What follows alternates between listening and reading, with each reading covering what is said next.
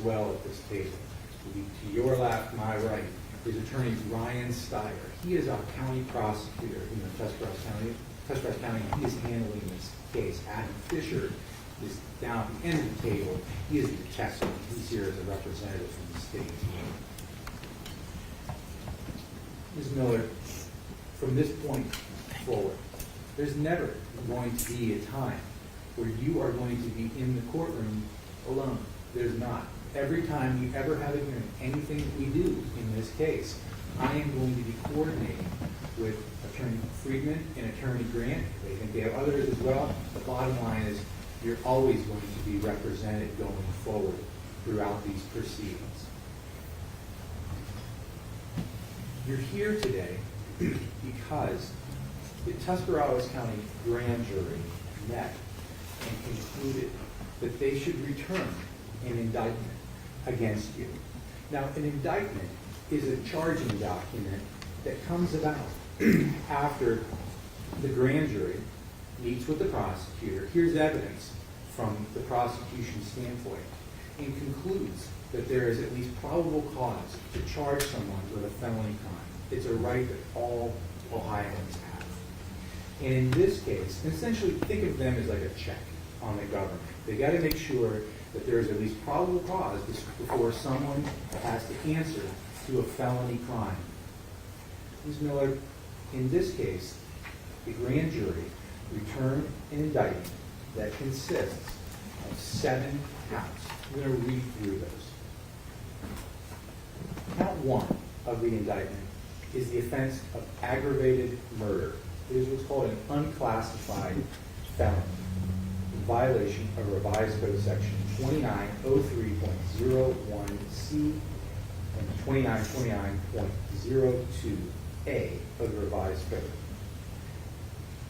It provides here that on or about August the 23rd, 2025, here in Tuscarawas County, that the grand jury found that there was probable cause to believe that Ruth R. Miller did purposely cause the death of a child victim designated as child victim 1, who was under the age of 13 years of age at the time of the commission of the offense.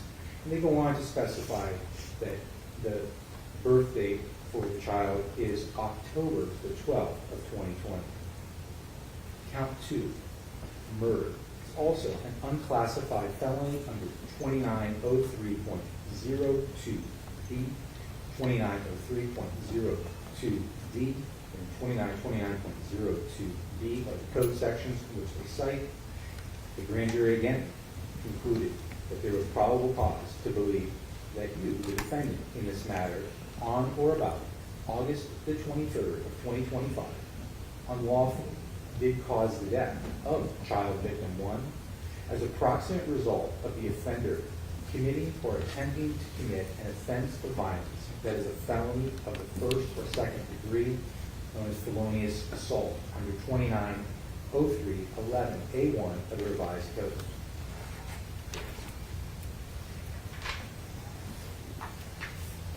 Count 3. It's an offense known as felonious assault. It's a felony of the second degree under 2903.11A1, 2903.11D1A. Again, the grand jury concluded that there was probable cause to believe that you, the defendant, on or about August the 23rd of 2025, unlawfully did knowingly cause serious physical harm to child victim 1. Count 4. It's an offense known as endangering children. It's a misdemeanor of the first degree under revised code section 2919.22A E2A, the revised code. Each grand jury concluded that the defendant, on or about August the 23rd of 2025, unlawfully was a parent, guardian, custodian, person having custody or control, person in local parentis of a child under 18 years of age, who did create a substantial risk to the health or safety of a child victim, in this case is designated child victim 2, by violating a duty of care, protection, or support. Count 5. domestic violence, a misdemeanor of the first degree under 2919.25 A.D.2 of the revised code. It says here that on or about August the 23rd of 2025, that you unlawfully did knowingly cause or attempt to cause physical harm to child victim 2, a family or household member. Count 6, domestic violence, a misdemeanor of the first degree under 2919.25 A.D.2.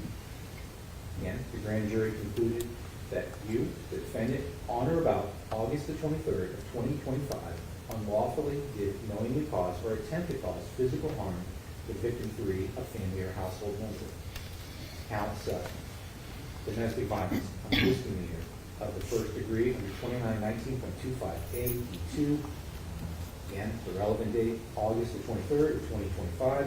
The grand jury concluded that there was probable cause to believe that you unlawfully did knowingly cause or attempt to cause physical harm to child victim 4, a family or household member. Those are all of the counts of the indictment, Ms. Miller. I have the original indictment in front of me. A copy of this indictment should have been provided to you at least 24 hours in advance of this hearing. Did you in fact receive a copy of this indictment 24 hours in advance of this hearing? Yes. Okay. Ms. Miller, from this point on, I'm going to be directing my attention to your attorneys. I believe Attorney Friedman. Yes, Your Honor. Thank you. My question to you then is, does there need to be any further reading of the indictment, the penalty sections that apply, the statutes under which the client is in charge, the various constitutional and statutory privileges that apply, as well as possible pleas? There does not need to be a reading. Thank you. And those will be indicated as waived. I'm also aware, Ms. Miller, that your attorneys earlier had filed on your behalf, as required by law, if someone intends to do this, a notice of the defendant's plea of not guilty by reason of insanity. I'm going to turn to Attorney Friedman just to confirm that's in fact the plea that should be entered in this case. That is, in fact, the plea that we are entering by right at this time. Okay. And that's what will be done. I will enter a plea then on your behalf of not guilty by reason of insanity. And the next issue that we would typically be addressing at this time is the issue of bail. I always hear from the state first. I would certainly allow your attorneys to be heard on that issue, but I always start with the state, and after I hear from the state, I'll hear from your counsel. Brian. Thank you, Your Honor. This morning we did file a motion to deny bail under Revised Code 2937-222, and we would ask that that be set for an evidentiary hearing. Further, in that filing, we moved for a no contact order with regard to the surviving victims here. That was imposed at the municipal court. We would ask that that be imposed until further considered at the evidentiary hearing. Attorney Friedman, you wish to be heard? I do. Thank you, Your Honor. Your Honor, I am in receipt of the motion to deny bail and motion for no contact order. I would also concur that a evidentiary hearing need to be heard. I would ask by defense motion that hearing be continued so that we have adequate time to prepare for it. Thank you. Ms. Miller, by law, that based upon the request that has been made by the state, I'm going to hold you in the Tuscarawas County Jail without bail. I typically would have to have a hearing within 3 days, but your attorneys made it clear to me beforehand that they intend to challenge that motion, but they need some time to prepare for it. I intend to give them that time to do that, so I'm not going to set it within those 3 days based upon your attorney's request, but at the conclusion of this hearing, I'm going to coordinate with your attorneys, with the state of Ohio, to make sure that they have the adequate amount of time that they need to secure witnesses to be here at that hearing. So we're going to take care of that, but we're going to make sure that we set it as soon as possibly can. So I am going to have you remanded back to the jail where you will be held. I'm going to have the hearing, and then I'll make a decision as to whether or not I agree with the state or agree with your counsel and set what I believe to be, to make what I believe is the appropriate decision. The state of Ohio's request is, I believe, certainly a reasonable one to not have contact with their surviving victims in this matter. As I'm not setting any bail at this point in time, I guess I'm going to turn to your attorneys. Do you foresee any objection to having her wanting to have contact with them until we are able to actually have bail set? No, I think that that should be made part of the evidentiary hearing as well. So I think that issue should be held in abeyance until we have that hearing. Brian, your thoughts on the matter? As I'm not setting any bail at this point, other than no bail. I think it would be prudent at this point, and I would urge the court to implement immediately a no-contact order with regard to the children. She does have phone privileges at the jail, and so there is some potential for contact, and I think that needs to be prohibited. Let me just ask you, Brian, because there's some other avenue other than usually as a term of a bail, I would say you can't have contact with the victim, because I'm not setting any bail. Is there some other avenue from which this could be addressed? Your Honor, Protection order that we. I think you are putting on an entry as it relates to bail. I think anytime you do that, you have the inherent authority to set restrictions. If the court were to impose immediately a no contact order, either directly or indirectly with her children, and if we were later to learn that there was an infraction in that regard, we could bring that to the attention of the court, and the jail could take corrective measures. Let's do this. Ms. Miller, I think you probably can gather this is not something the state wants you to do, is to have contact with any alleged victim. I'm going to take a matter just under advisement. I want to double check a couple of things on that point. But as of right now, you're going to be remanded back to the jail where you will be held until we have the essentially what we call a no bail hearing.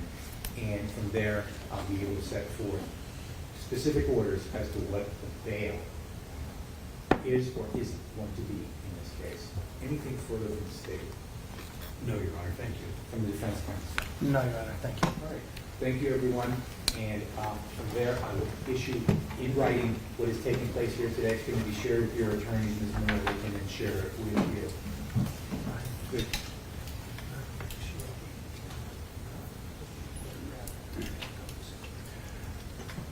I don't think that's an issue we need to discuss here. Yeah, let's talk. You talk about. I think I know what you're asking, and we can address it after. If there's nothing further, then the arraignment is concluded, and I will go back to jail. Thank you.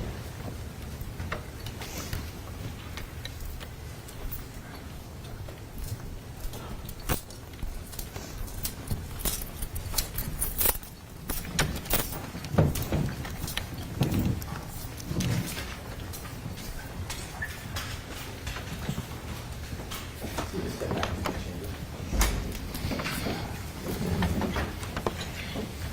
I have another hearing. That wasn't rolling. Okay. Thank you. Rob it.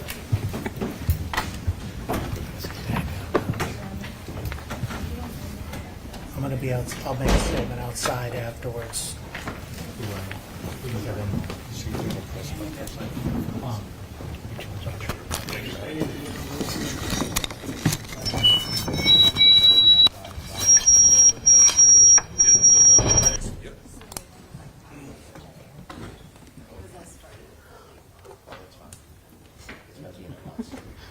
This one's me. This one? Yeah, these two. Both of them? Thank you. Now, the two women that were in the two benches. I hope they're okay. Is there? I don't think it was that. They had them. I had them.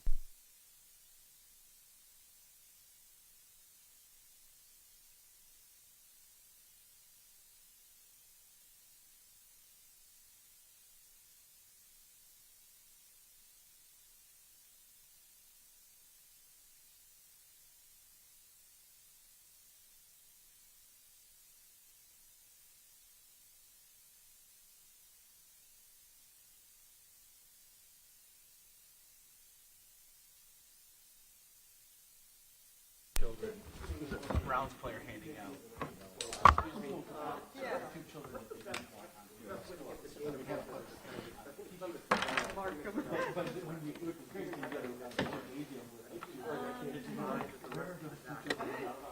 Yeah, they need something like. You would have to reach out to the prosecutor to get information.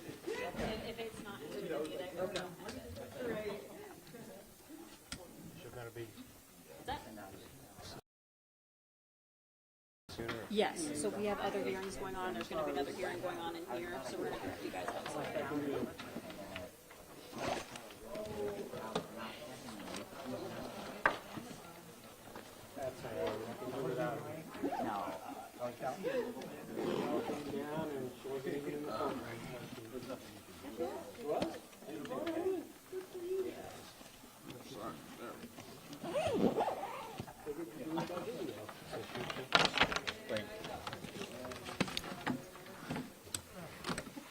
Mike, I can take this out, guys. Oh, you want that? No, but I'll take it. Just because I'm a nice guy.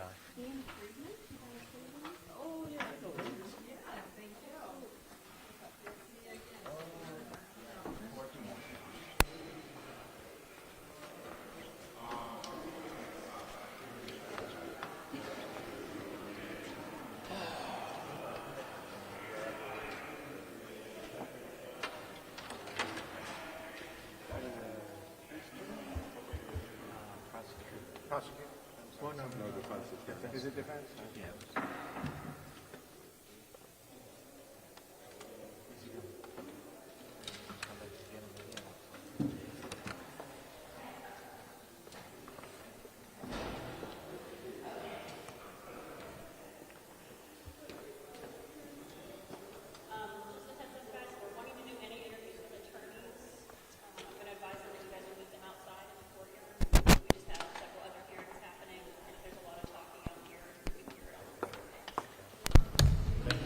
What's that, outside? Outside, yes.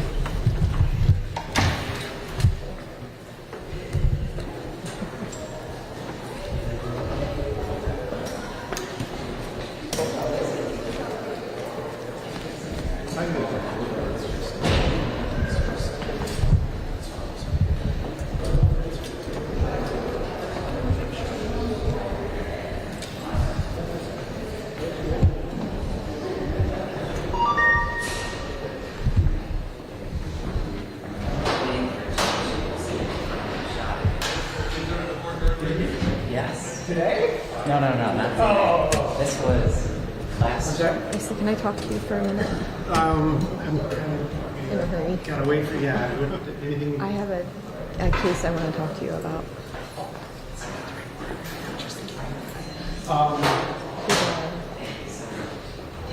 Area will be coming down. You might have a card. Okay. Maybe it's a business card for you. Okay. The high holding. Okay. 70. Who's so. But Okay. guy.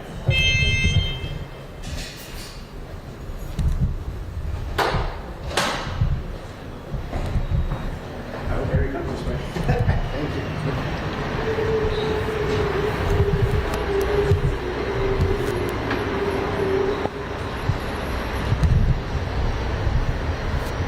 Every now and then I get I don't have to go back full time, but if I could contribute, Yeah. It's Right there. it's a very interesting. yeah.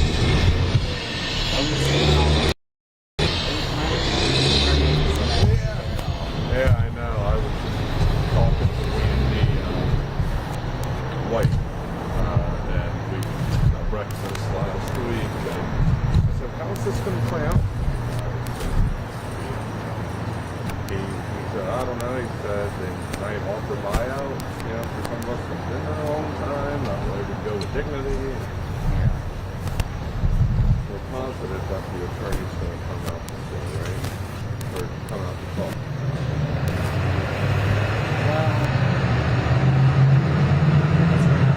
And that's what they said upstairs. I really hope they don't pick up on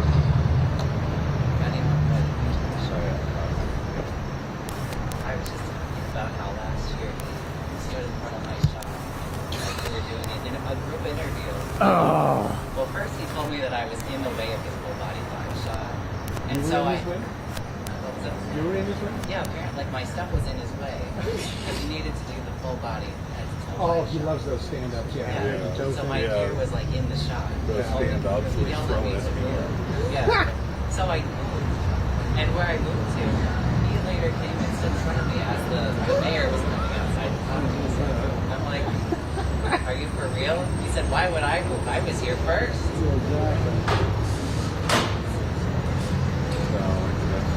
There you are. Sorry, I lost you. My fellow Americans. You need a hand with that? I'm just gonna leave it here. Only gentlemen, no comment? No comment? No. It's better that way. Yeah, trust me.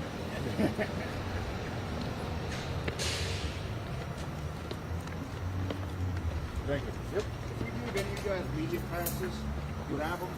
No. Signed one, right? Oh, I didn't get one. Nobody else got one, right? No. Oh, I didn't even Thanks, know. guys. Yeah, thank you. See you, sir. Maybe they just have one. What's that? Maybe they just have one. I remember when. We gotta be in close so we can see. I'm gonna get his profile.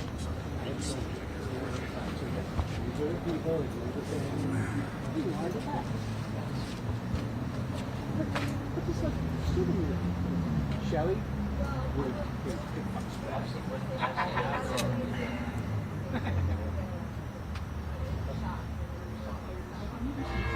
Can you hold your binder up? Yeah, sure. I'm good, yeah. Okay, thanks. Except I hope the shadow behind me stays.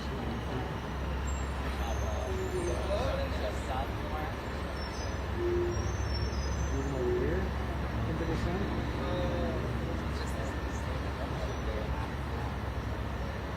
He's pretty short.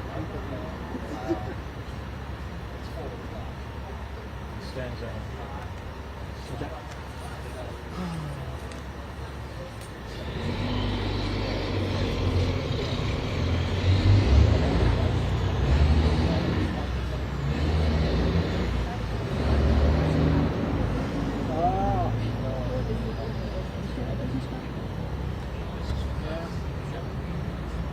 We're kind of under the gun on this story, so I'm not trying to brush you off here. It's just we got that. Yeah, at least give you a. That was my friend's career foster, and he's had and I had pictures of it. There was no way we were going to No, that's what I told him. I came in at 11:45. That's the first thing I told him. Okay. With the information, whatever information you have, but don't make it too many pages. Well, I know Tuscarawas County just wants their opportunity to vote, but they're putting it in federal court of all the stuff. After graduation. Well, give me too many details now, because my head is in this. I understand that, thank you though.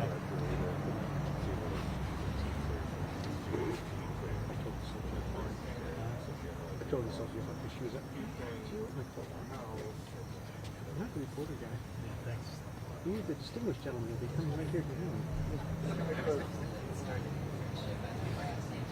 Plus, I don't know. And then the day before, it's kind of when they shut everything down. So many non-essential people here, so you're out. But if it happened, like,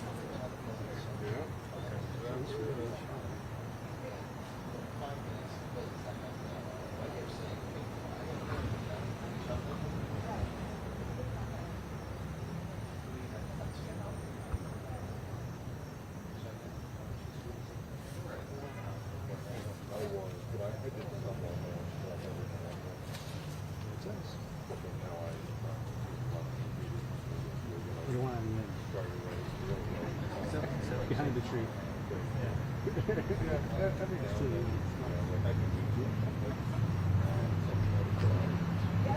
That should work out. We can get that.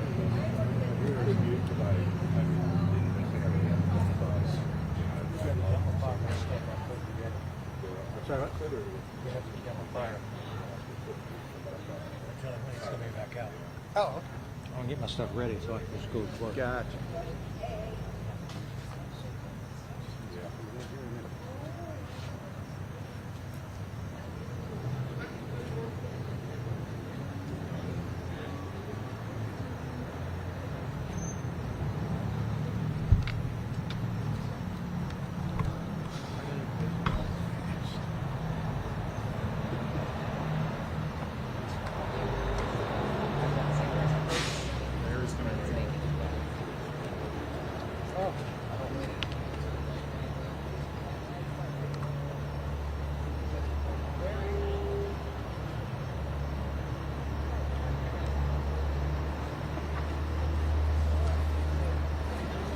I knew as soon as he left, the guy was going to come up.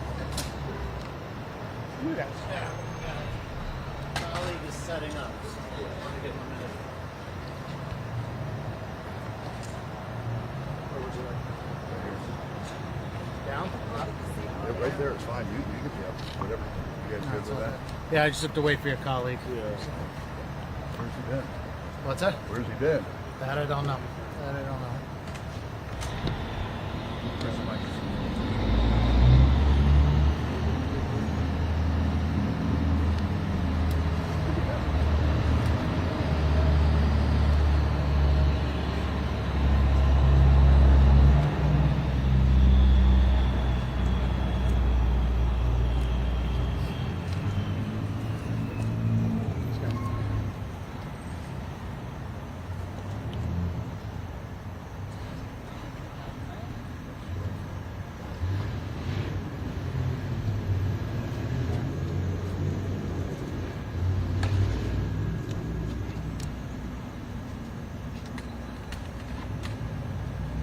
All set? Yeah. Ian, why are you pleading not guilty by reason of insanity in the case? We entered a plea of not guilty by reason of insanity today because based upon the facts of this case, it's very evident that it is fitting. This case would not have happened but for a mental defect that would have prevented Ms. Miller from appreciating the wrongfulness of her conduct. What happened on that day in your estimation? Well, there clearly was a serious mental disease that she faced. It was evident to the responding officers, the first responders, and unfortunately, it was a tragedy that happened that day. Again, clearly would not have happened but for. If she is found not guilty by reason of insanity, what happens? Well, that would be up to the judge, but there would be.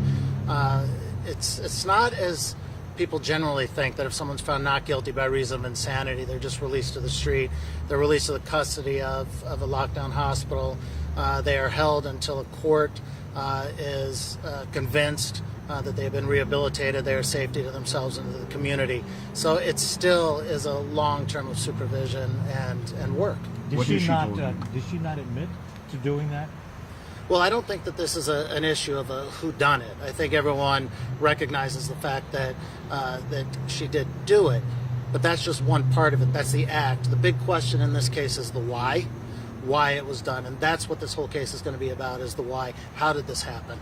I know you cannot say everything she said, but has she shared with you her feelings about what happened on the 23rd? Well, she's obviously devastated by what occurred. This is not something. By any stretch of the imagination where we could think that someone would wake up and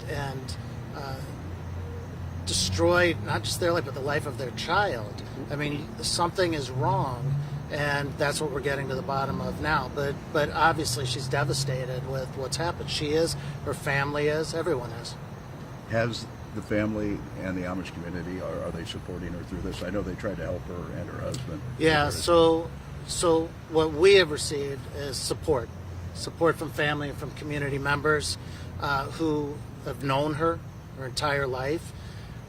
What happened on August 23rd, that person is not the person that they know. That's the person that they all believe was the victim of a mental health episode.